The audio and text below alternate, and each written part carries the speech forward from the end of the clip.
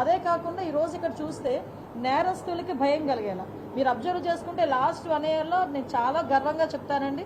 విజయవాడ సిటీలో ముఖ్యంగా Satyanarayanapuram police station పరిధి ఎలా ఉంటుందంటే ఒక పక్క రైల్వే స్టేషన్ అంటే డిఫరెంట్ ఏరియాస్ నుంచి వచ్చే వాళ్ళు ఉంటారు. కొంత ఈ గాంజా బ్యాచ్ ఉంటుందని ఒక రకమైన ఆలోచన, ఆ ఏరియాస్లోకి వెళ్తే నైట్ కూడా తిరగలేము అన్న ఒక ఫీలింగ్.